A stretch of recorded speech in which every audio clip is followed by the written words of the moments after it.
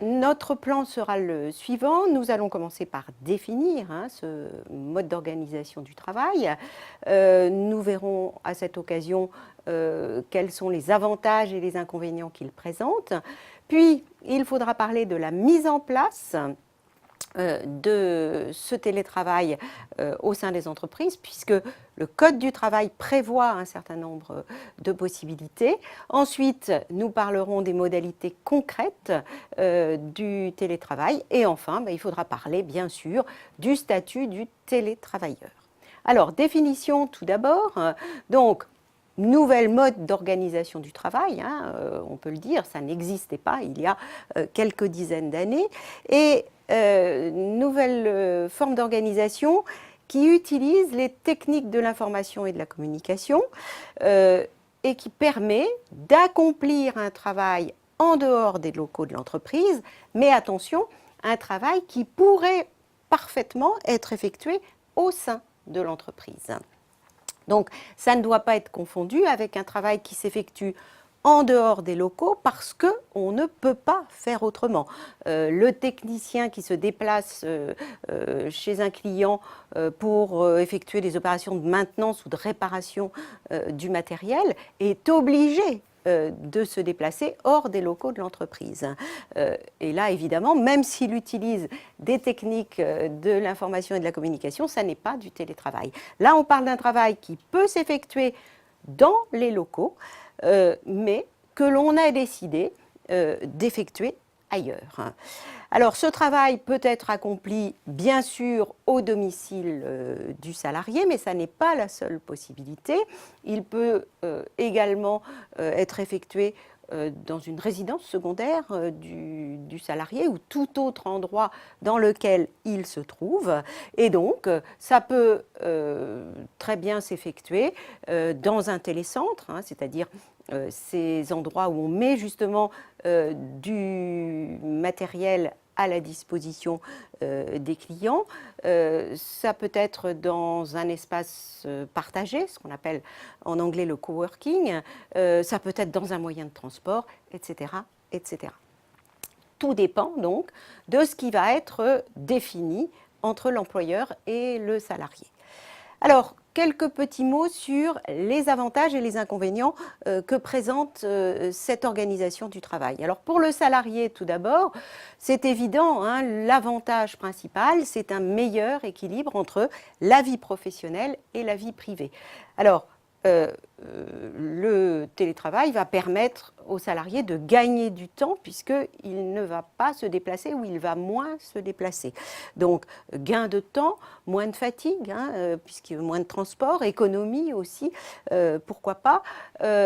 Parfois, le salarié qui est en télétravail va acquérir une plus grande autonomie.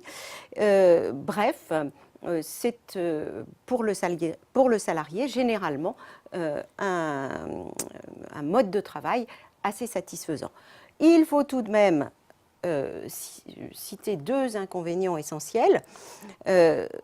Certes, ça permet un meilleur équilibre entre la vie professionnelle et la vie privée parce que le salarié va avoir plus de souplesse dans ses horaires.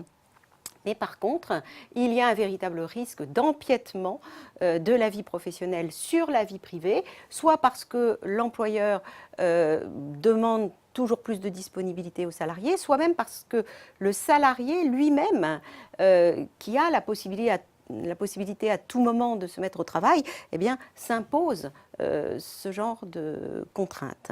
Et le deuxième inconvénient qu'on peut citer pour le salarié, c'est l'isolement, puisque par définition, lorsqu'il travaille à son domicile, il n'est pas au sein d'une équipe. Or, au sein d'une équipe, il peut se créer une dynamique que le salarié n'aura pas lorsqu'il est en télétravail. Et puis en termes de vie sociale aussi, il peut y avoir là aussi un petit recul. Pour l'entreprise maintenant, pour l'employeur, alors les avantages, il y en a également en termes de coûts tout d'abord.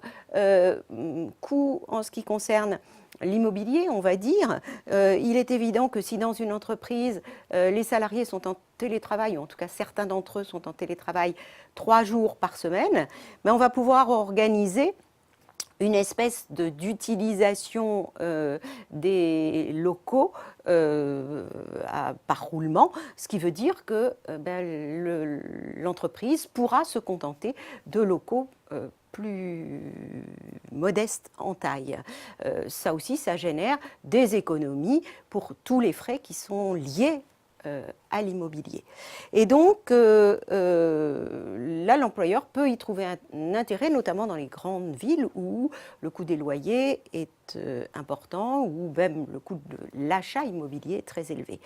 En termes de coûts, on peut citer aussi le fait que dans beaucoup d'entreprises, l'employeur verse une aide au transport aux salariés, qui là évidemment sera réduite.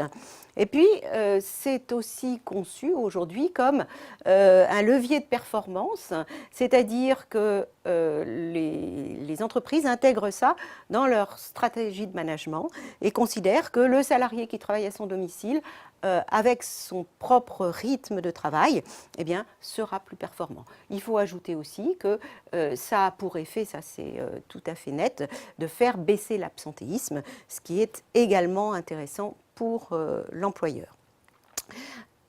J'ajoute aussi, toujours dans les avantages pour l'employeur, il y a certaines entreprises qui sont soucieuses de ce qu'on appelle leur responsabilité environnementale, et le fait de limiter les déplacements des salariés va leur permettre de limiter leur empreinte carbone. Et comme certaines entreprises communiquent là-dessus parce que la loi les y oblige pour certaines, eh bien, ça peut être un élément à mettre en avant lorsque justement on parle de cette responsabilité environnementale.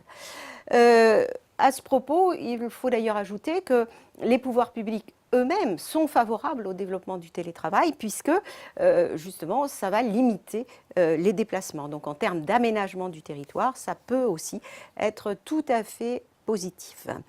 Alors l'inconvénient pour l'employeur, c'est surtout une contrainte d'organisation.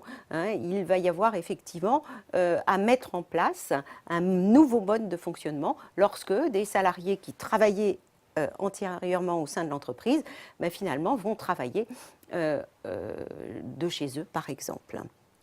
Voilà, donc par exemple, il va falloir mettre en place des moyens de communication avec les autres salariés. Il va falloir prévoir d'équiper les salariés qui sont en télétravail. Bref, il y a un certain nombre de modalités pratiques, concrètes, qu'il faut prévoir.